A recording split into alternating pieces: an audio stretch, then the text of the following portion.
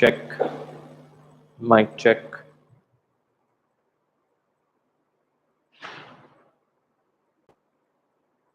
Hello. So I hope you can hear me clearly.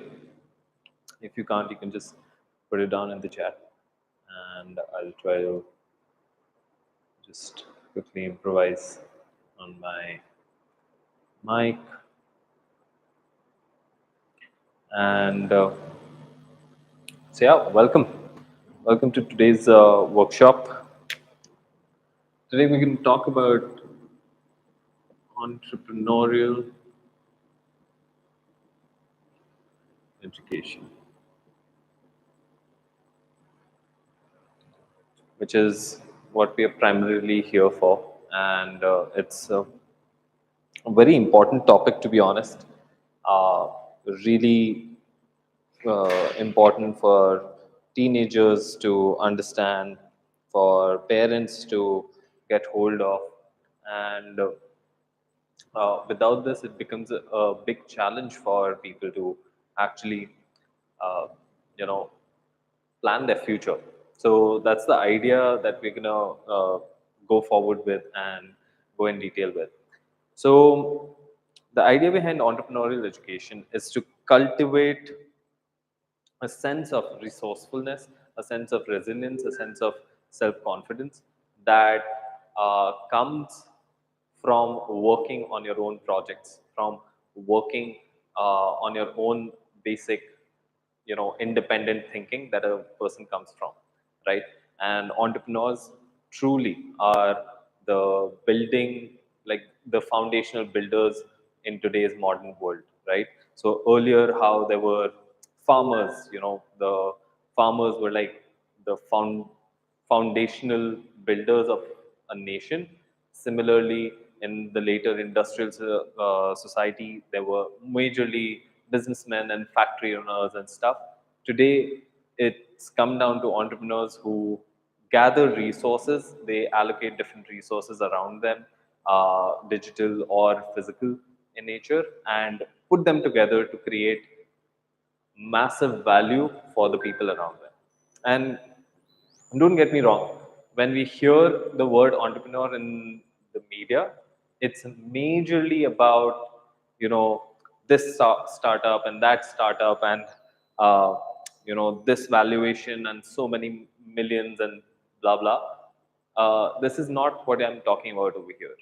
What I'm talking about is the thinking that goes behind it, right?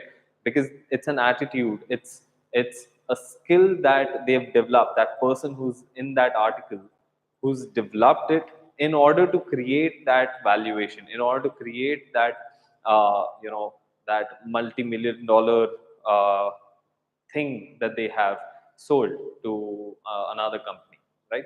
Because at the end, if you think about it, like what are jobs for as well? Essentially, if you plan for a college and then plan for a job after that college, you're essentially going and working in a business. So if you think like a person who's building a business from the get-go, from the foundations, which is this teenage years of 13 plus, that's when you kind of, you're able to align yourself really well uh, to you can align yourself really well to the future that you want to plan for and design for yourself. So that's the idea that I'm coming from, that you have to build that foundational attitude and mindset, entrepreneurial mindset, for especially as a child, as a teenager, so that you can actually reap its benefits when you go into college or when you go post college and into the workforce or a job or create your own startup or any project that you for that matter, right? Again, an entrepreneur is also a person who starts an NGO, right? Creates a social enterprise, helps create a movement, in their world to create a change around them. So for me, that's the idea behind it, and that's why entrepreneurial education is very important. So just to kind of list down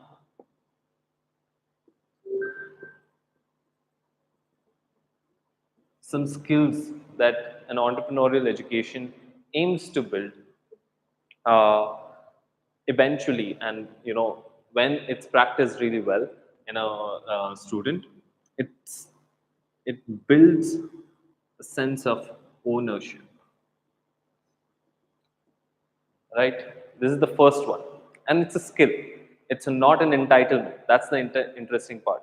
Ownership comes from a place where you know what you want to create, and you know that you will create that future, be it at your home, in your office, in your school, anywhere, right? To create that change, you need to have ownership of that situation, and in that ownership only, you start building, you start applying your own creativity, and thereby get a result which is appreciated by everyone around you.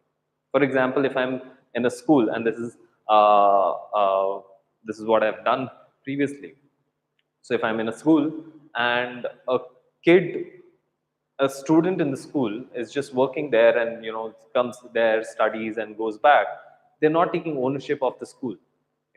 They are just part of the system.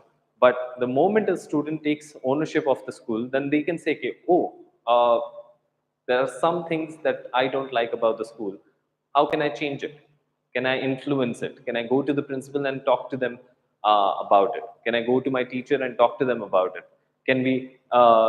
They say that, oh, I am missing out on some sports classes for my subject, or for my particular class, or for my particular standard.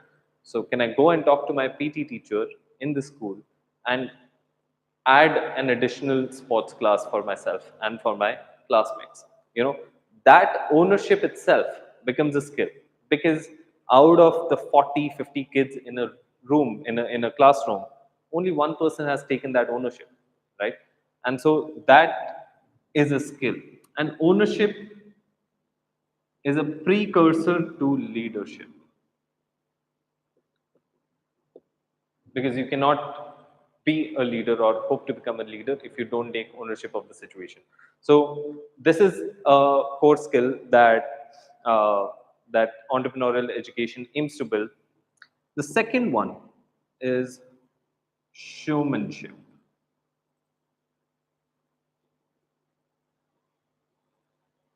And showmanship is about influencing others, of persuading others.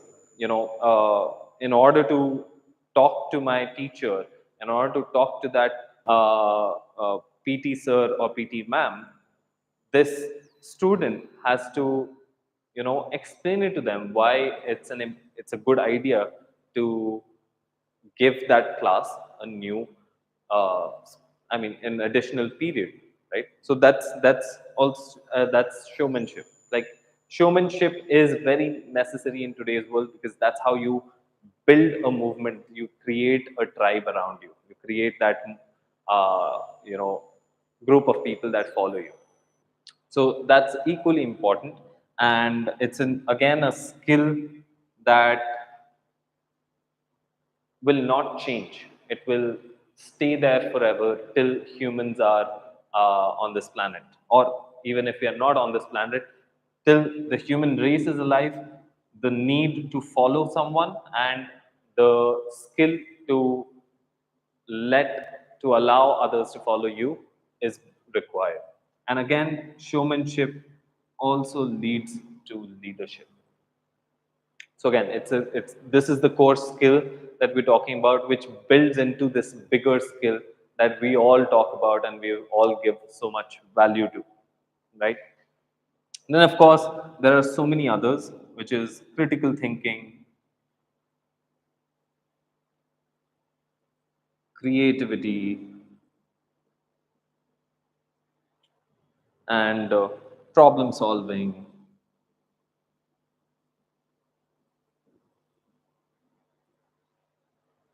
and so on, right? And one more, which is very important, according to me, experimentation.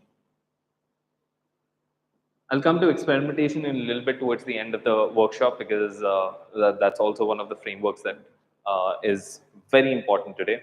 But these particular skills are very common. They've almost become a jargon in the world today, and almost every school, every institute, every student knows about these words and talks about these words as if it's something to be thrown out very casually and normally.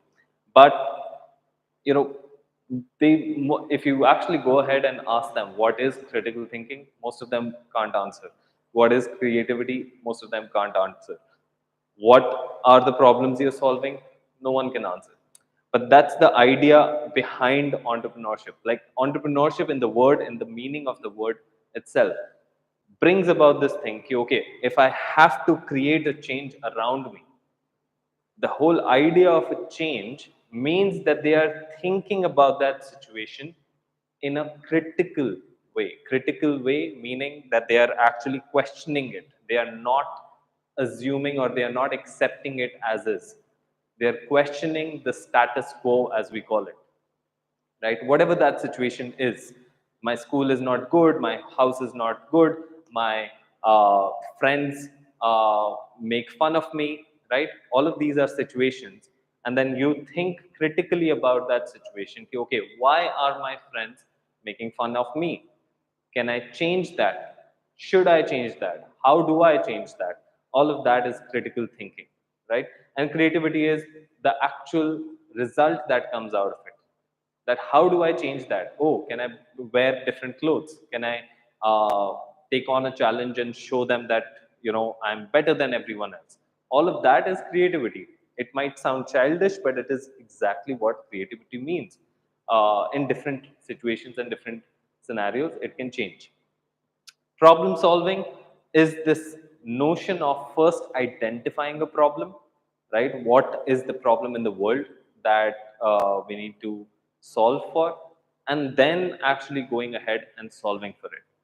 So, for example, like I know the story of a kid who was in 10th standard, and he created a beautiful project to solve his neighbor's problem. So his neighbor was visually impaired, could not see very clearly, and actually could not see completely through both of his eyes. And so in social settings, he would become very silent and could not really interact with anyone, for a simple reason that if you can't see the person or recognize the person in front, how do you start a conversation, right? His wife would always be standing on the side with on by his side to just identify and start a conversation uh, with this neighbor. So this kid, this student, he notices this as a problem. He notices that this person who's so fun and so full of joy, suddenly in a social setting on birthdays and in parties becomes very shy and almost silent. So uh, this guy comes along and he says, okay, I'll solve this problem for my neighbor. He takes a cap, he puts a webcam on it, connects that webcam to his phone, and on the phone he's running a facial recognition app. Very simple. And the speaker then speaks out the name.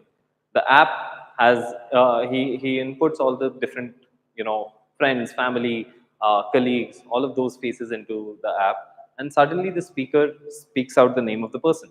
And this almost becomes like a digital walking stick for his neighbor.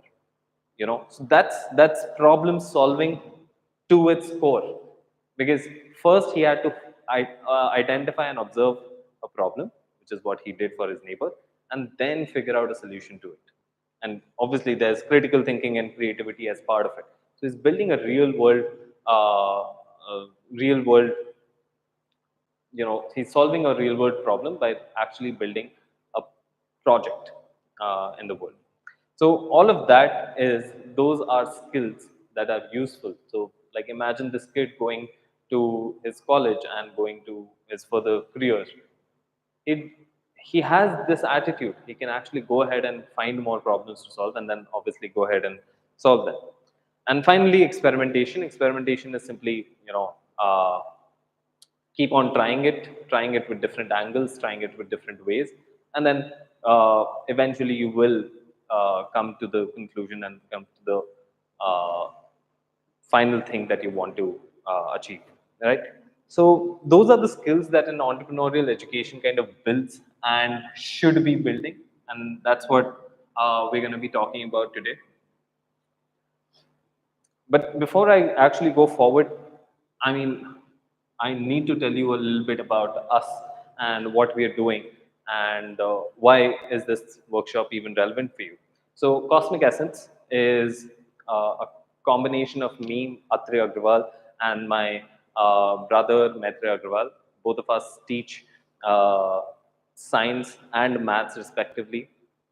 And the idea behind all of what we are teaching is to build independent thinkers.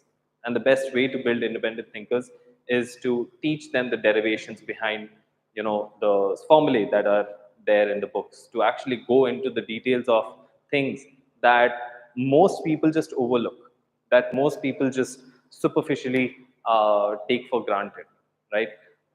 So we go into those details, we take them by the hand and discuss with them things which are applicable to them all around.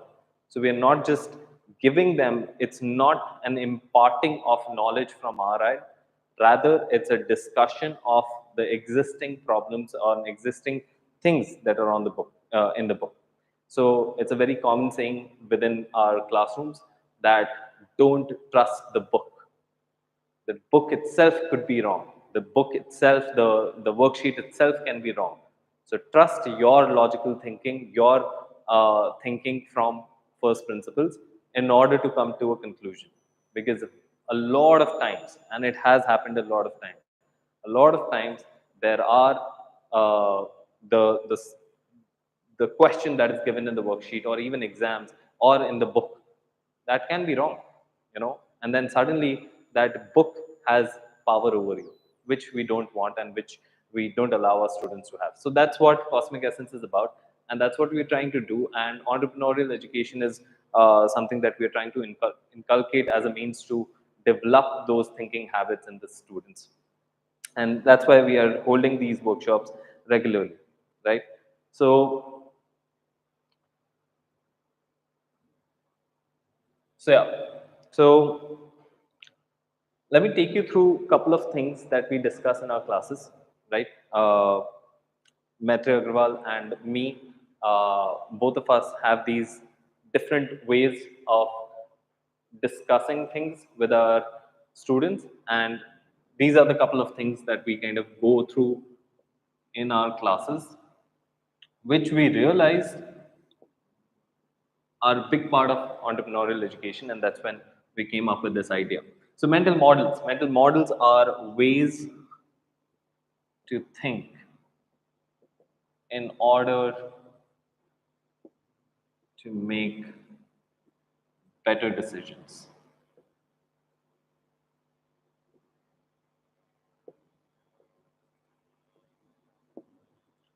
So most of life is based on a handful of decisions, right? The decision of where you're going to live, the decision of who you're going to work with, the decision of uh, how much money you're going to spend at a particular thing. It could be a college, it could be a school, and so on. So, everywhere in life, as an individual or as a group, we have to make decisions.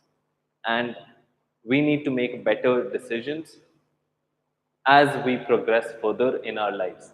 And of course, if you learn ways to improve your decision making, your output, your productivity, your impact in the world improves and it shoots up. It compounds and it goes to the exponential. So there are a couple of mental models. There are various mental models in the world, but an idea of to just to give you an idea, I'm just going to touch upon two or three today.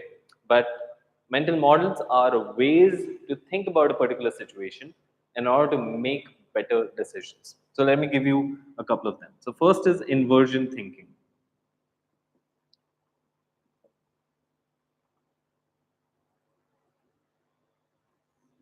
So this is a really cool one, and this is something that I really enjoy. For example, let me take you through it by an example. So suppose you're stuck in a particular, you know, you want to create your own, I don't know, you want to create your own school, but you want to create a school which is not the same as the usual schools. How do you go about it? You're very critical. You are using your critical thinking in order to, you know, go about and saying, oh, the school system and the education system is really bad. How do you go about it? Right? If I start answering that, it's a little difficult. Oh, can I change this? Can I change that? Blah, blah, blah. Right? But it becomes easier if I start noting down, okay, what would make a really bad school? If I can just answer that question, what would make a really bad school? It has, I don't know, I'm just answering it for that moment. Uh, a really bad school,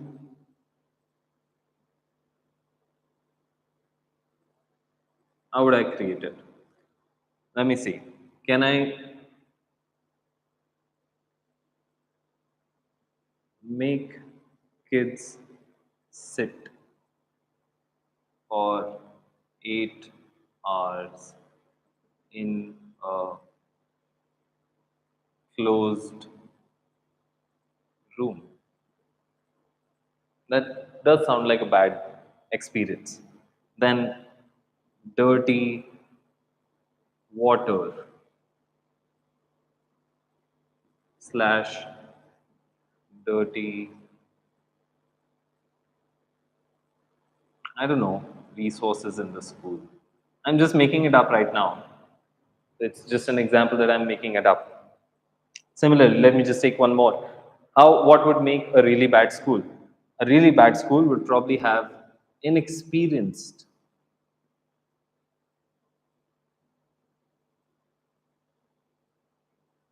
people teaching, right? So suddenly, if I were to ask you what would make a really good school, it would be difficult to answer because we don't have a way of concretely identifying and sharing what is good. But from the context of today, from the standard that we've set today, we can very easily answer a really bad school. What could make a really bad school, right? So we can, write down the negatives. So we are essentially writing down the negatives, which is what inversion is. And then taking these negatives and flipping it to create the actual answer that we're looking for. So, what do we want in a good school?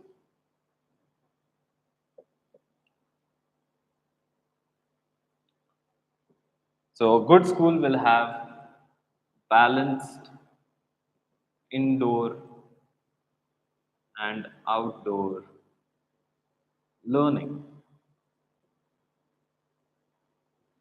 right? A good school will have excellent, excellent cleanliness standards.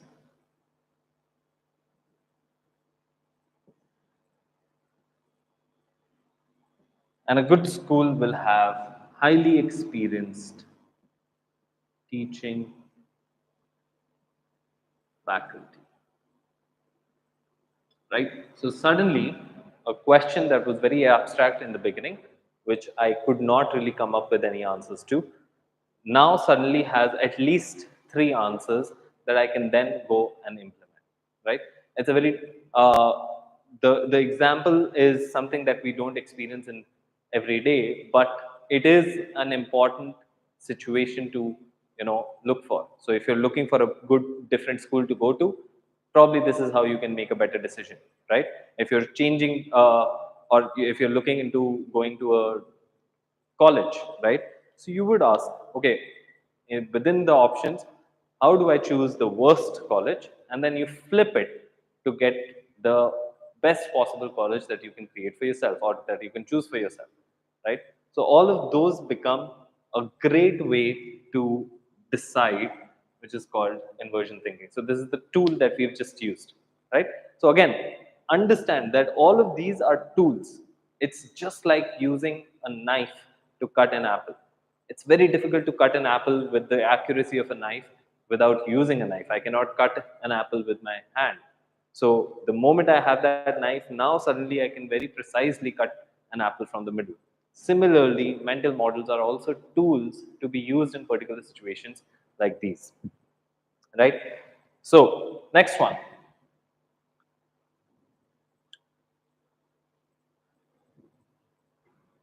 Another one would be, I'm going to take you through these a little faster now. The second one would be quantization. Quantization. So quantization is essentially a concept, a mental model that comes from science, right? This is a direct mental model coming from science. So how in science and when we study nature, we realize that most of the things around us are built of a fundamental unit, and that fundamental unit in a living organism is a cell. In non-living objects is an atom, right? These are the fundamental units that we use, that are used by nature in order to build our bodies and build the things around us. So can we take that same idea and use it in some other places? Yes, we can. So for example, in order to create pictures or screens, right? A screen that you're probably looking at me from or through, a screen is built of quantas called pixels. A quanta is simply a packet or a unit, right? It's the fundamental that unit that we're talking about. So a screen is built of pixels, and each pixel can be controlled by us, right? Each pixel can be controlled by us through different ways. Similarly, a building has its quanta as a brick, right? And similarly, there are so many more things that can be used like this. Now, why am I telling you this? Because we can solve problems in a particular situation through it. So, for example, in transportation, in early 1800s, transportation in early 1800s, especially the ship or the water transportation, it was very bad. Why was it bad? Because we were essentially putting, you know, bags of stuff onto the ships, and then the ships were traveling such a long distance, and yet the bags were literally kept on one on top of another, right? It was not very good. It was not a great use of the space and the time that they were spending. So there was this one guy who came in and he said, okay, why can't we create a quanta called as a container? Why can't we create a container of a fixed shape and size that can be used to fill all the material, and that can be stacked on top of one another, and that can be taken as is out of the ship and onto a train or onto a truck and so on, right? So he created a quanta, which is a container in this case. So this container then, can go ahead and basically travel through the world. And this unlocked billions of dollars in the world, right? It unlocked billions of dollars in the world because of this simple thing of creating a quanta in the form of a container, right? So it's a big problem. It was a big problem because we were, short on space. There were not so many ships. It was difficult to carry and so on and so forth. But this guy comes in and gives a very simple idea using this particular mental model, and booyah, we have like $1 billion worth of value that comes out of it, and we still use it, right? So it's a great way to think of the world around you, and especially if you're building a project for yourself, this is a great way to think about the next thing that you want to create or the problem that you're trying to solve. Another one, another one is pretty simple and probably you've heard, which is compounding. Right? Now, this is a mental model. Why do I say it's a mental model? Because this is not just applicable in money. It's applicable in literally every space you can imagine. How? So, money compounding, we say, okay, 2 rupees becomes 4, 4 to 8, 8 to 16, and so on and so forth, and exponentially grows. Similarly, knowledge compounds, relationships compounds. Uh, Habits compound, actions compound, right? So all of these things, words, language,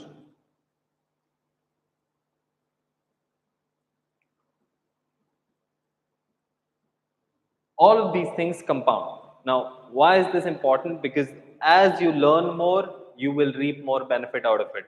As you have better, stronger relationships around you, you will get more value out of it later on, right? You have to wait for compounding to kick in. You have to wait for that compounding to kick in, but when it comes back, you have better access to capital, you have better access to opportunities, you have better access to careers, and so on and so forth, if you have those relationships in place and for a very long time you've invested in them. Similarly, habits, everything that we do, you can get 1% better or you can get 1% weaker. So if you keep getting every day, if you keep getting 1% better, your health, your wealth, your life will become 365% better every day or throughout the year, right? So that's what habits are about. Action is whatever action that you take, or if you don't take, right? It's all compounding together. Similarly, language, words, vocabulary. Vocabulary allows you to see the world in a better way. If you don't know the meaning of democracy, you don't understand our country. If you don't know the meaning of autocracy, then you don't know the state that Germany was at one point in time, right? So all of these words are ways for us to see the world in a different way. So all of this is compounds as well. So this is very important to understand, that the work that you're putting in today, is it actually compounding or is it not compounding? Is it going to be beneficial to you later on, or will it not be beneficial to you later on? Is it in the long term or is it in the short term? So all of that comes from this idea of compounding, which has a strong mathematical foundation and base to it, right? So these are some mental models. So I've discussed three with you, and these are very important mental models that will give you a hint as to how do you kind of uh, traverse this landscape around you, right, to make better decisions. And of course, there are so many more, and then we discuss so many more over the course of our curriculum in the classes. So we keep on coming according to different chapters, and whenever this topic comes up along, we keep on discussing about mental models and making better decisions, because we do think that making better decisions is a fundamental skill. It's an important skill for the basis of your entire life, especially in the ages in the standards 9 till 12. Next, and what we're going to discuss today is frameworks. Now, I've told you why entrepreneurial education is important in today's day and age. I've told you or given you a glimpse of mental models or ways to think about things, and how very simple things or simple words or simple concepts that we take for granted can actually be tools that allow you to build your next 20, 30 years on. Similarly, frameworks are ways to actually act. So they are different ways to act. They are different loops that you can use to act on day-to-day basis and learn quicker, act quicker, get results better, and so on. So these are the usual, these are some frameworks that are really cool and really important, and especially if you plan on building a startup or you plan on creating a project, this can be a very useful way to do that. So first that I'm going to discuss is the scientific experimentation loop or framework.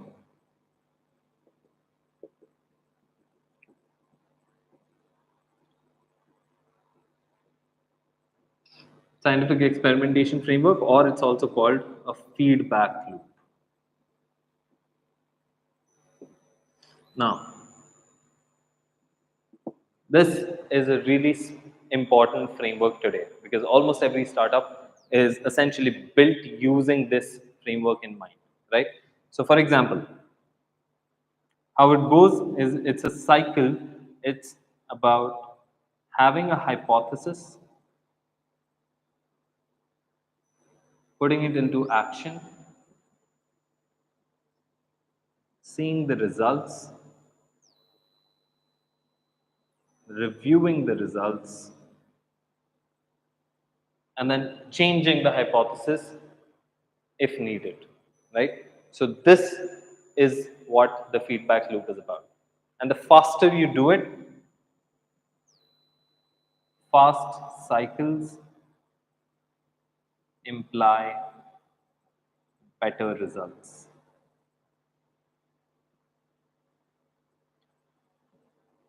There's an entire book written on this, which is called the Lean Startup Method. This is an entire book literally written on this particular feedback loop because it's so important, right? And it's essentially taking a way, or it's taking the stance of a scientist and putting it into the real world of actually solving real world problem around them in the way of a startup.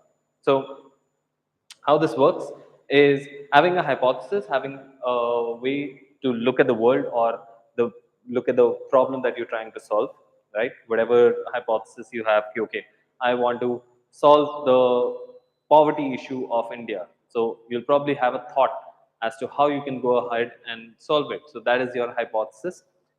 You don't know if your method is right or wrong, but you know that okay, this is my method that I want to try. So you put it into action. You put it into action in a small reference frame. You put it into action in a condensed reference frame. You cannot implement it on a billion people at large. You choose 100 people, 1,000 people, 10,000 people, and then you implement it over there. That's the action piece. Once you apply it, then you will see some results, some positive results or negative results, depending on how your hypothesis was and how it goes, right? So you take the results, however those results was, you review it. You review it in the sense that okay, what my hypothesis was it correct? The results that I got, was it actually correct according to my hypothesis or not? If not, then I need to change my hypothesis. If yes, then what did I do right that I can continue doing in order to make it better, right? So you don't want to get stuck. Okay, this is good, and you stay over there. No, you have to then also make it better. Okay, how do I make it better again and again? So that is what this loop is about. This feedback loop is about, right? Let me give you another example, a real world example. So Facebook, right? Or rather, let me tell you. So yeah, Facebook started off as this social network for colleges, right? So Facebook started off as a social network for colleges, but it was just considered to be it was just a way for people to follow another and see their book. So it was almost like a scrapbook kind of a thing in the initial years. But then they realized that hey, people actually want to interact with one another on this platform that they're getting on. And that's when they shifted their focus from a profile based login to a news feed based uh, app or a website, where a person who logs in actually knows, oh, okay, what's happening with other friends and so on. So that experimentation only came about through here, through this feedback loop. Similarly, another example that I'll give you of YouTube. YouTube actually started off as a dating site, which is very weird, especially since we're doing it on YouTube, and it's so weird. It started off as a dating site. They wanted to see if they can get people connected through video, their video profiles and so on. So they were hoping that people would put their video profiles up, and the other person would kind of find that profile and they would go on a date together. But obviously that did not work out. They realized that people like to just put random videos online of either their pets or their families or their favorite shows, and they just wanted a space where they can share the special moments that they are having, and they just wanted that space, uh, online place where they can put up all of these videos, and then they could share those videos there with their friends and family. So that's what YouTube became. And their initial hypothesis obviously became false. It came out to be wrong. So, but they would have never reached the scale of YouTube that is today if they had not gone through this feedback loop again and again and again to realize that their initial hypothesis is wrong and they need to change the hypothesis. Right? So that's a framework of actually solving problems around you, right? And I'm giving most of the examples in the cases of startups because that's what I've kind of been curious about and I've been reading mostly about. But it's true for projects as well. It's true for movements as well. It's true for majority of the world around us. Another thing, and this is equally important, which is first principles thinking. Right? First principles thinking. Now, first principles thinking is a framework of actually building out a business, a startup, a project, or solve a problem, or create something very easily. So this is popularized by Elon Musk, Sam Altman, Bill Gates, and so on. These are popular entrepreneurs that have essentially popularized this particular thinking through their work. How did they do that? So Elon Musk essentially every major company that he started using the first principles thinking. How? For example, SpaceX. So in SpaceX, when he was researching, he realized that, hey, to create a rocket which goes in space, it's very expensive, a couple of millions of dollars to create that rocket. So first, he went and questioned that. Why is it taking so many millions of dollars to create a rocket? Right? So that was the first principle thinking that he did. So first principles thinking, the idea uh, with first principles thinking is that you come to the root of things. You come to the root of things. What are the real truths that is there in the world and not assumed by someone else? That the industry, if the industry is saying that this is going to cost $5 million, I'm not going to accept it's going to cost $5 million. I'm going to go and search and understand why is it worth $5 million to me, right? So you question that. So that was the first part of SpaceX. Second part of SpaceX was, hey, we have these big, amazing rockets that we're creating, which are super expensive, and yet we are using them like disposables. We create them, we shoot them in the space, and we only use them once. And it's surprising, although now we have started using multiple times, but it was surprising that initially we were just using them once. and it was an accepted practice. No one ever thought about the idea of a rocket coming back to Earth, the part of a rocket coming back to Earth, which can then be used again and again and again, right? And so that built the foundation of SpaceX, which was one, cost of making a rocket, and two, cost of sending, or rather, let me just write it, reusing the rocket, right? And this one person with this one organization changed the entire industry forever, and probably then for us, for the next generation, they'll probably be going to space very soon, right?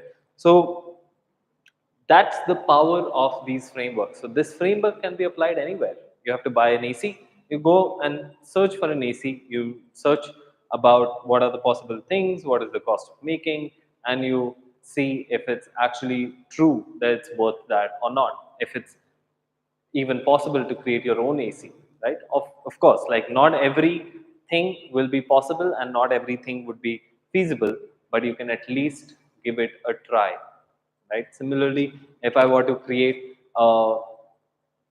again a different school, a different way of teaching, a different idea or ideology of teaching, then this is where you would start the first principles thinking, what is not going to change, what is the truth, a natural truth that is around us, right?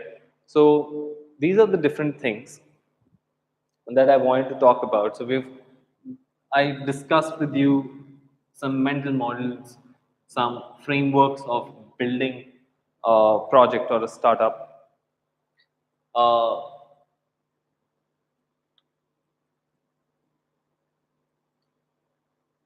and some case studies I wanted to just cover up.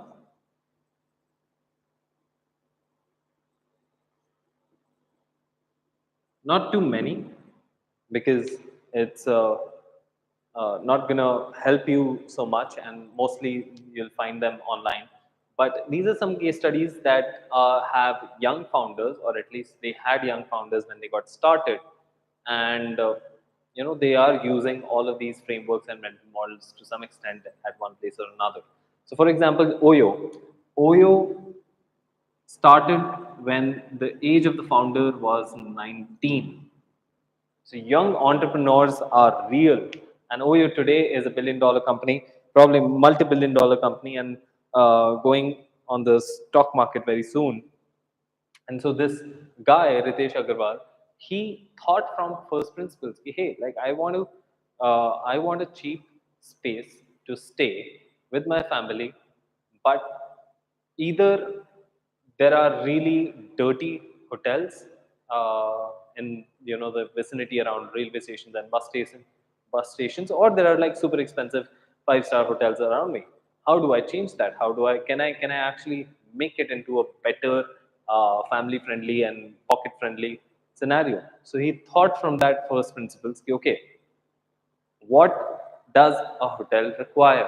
A hotel simply requires clean bed sheets and clean washroom and some basic amenities, right? What are the basic amenities? Put a Wi-Fi, give some soaps, and probably give some water bottles and so on, right?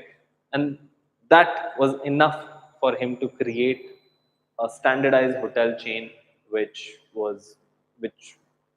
before COVID it was growing like crazy. Even after growing COVID, it's growing, but they've calmed down a little bit at the moment, right?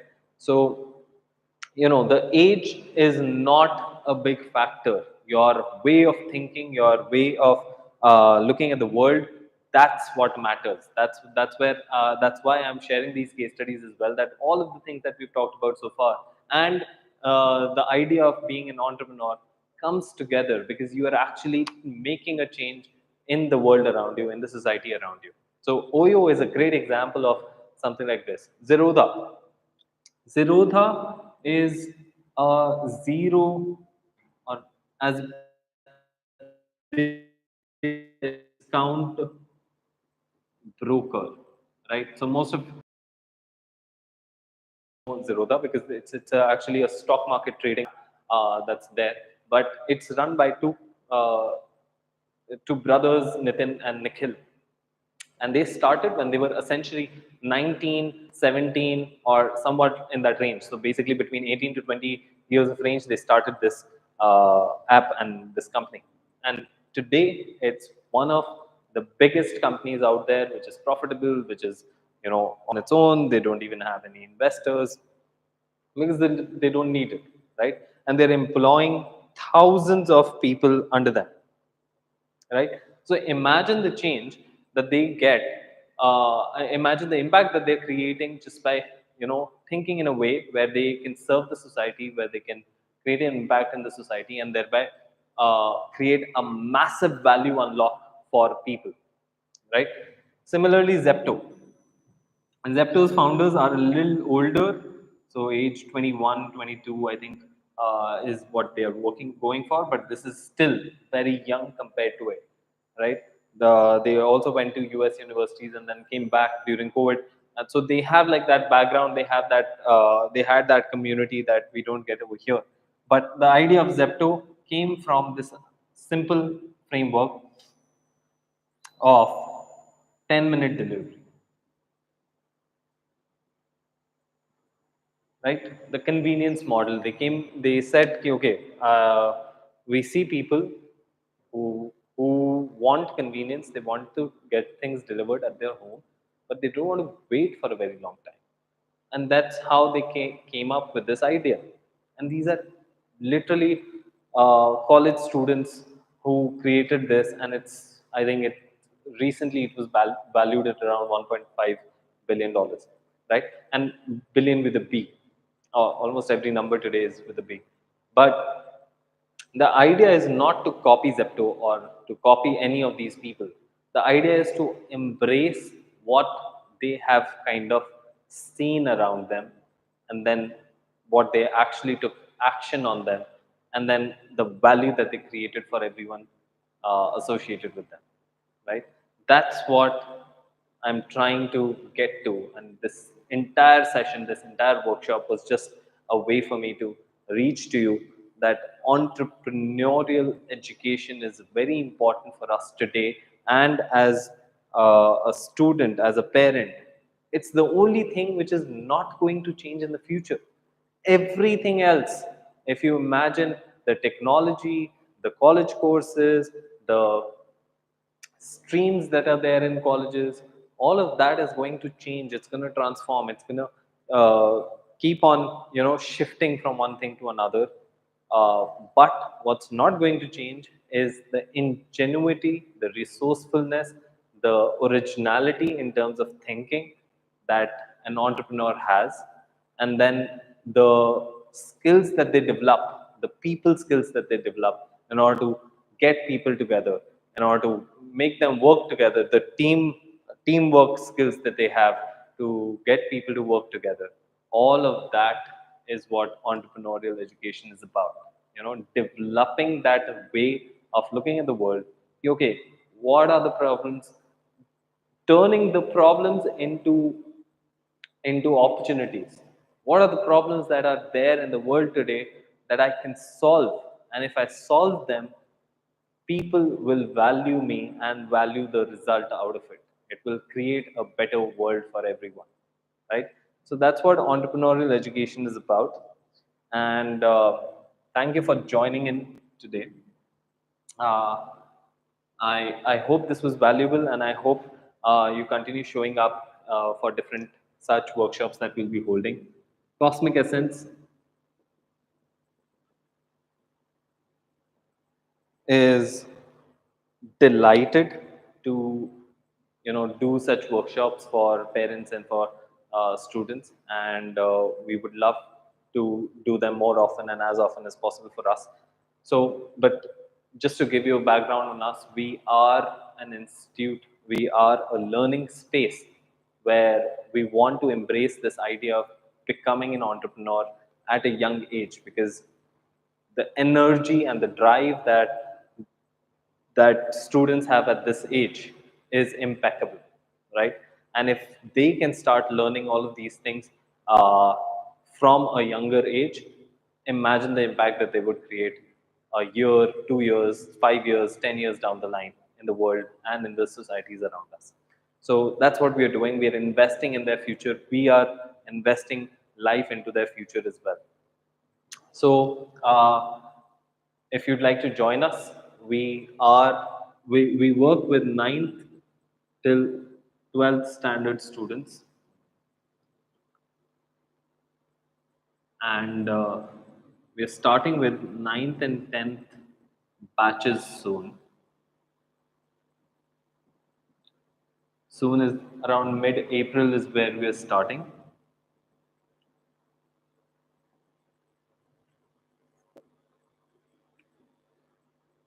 and we teach CBSE, IGCSE, and IB curriculums.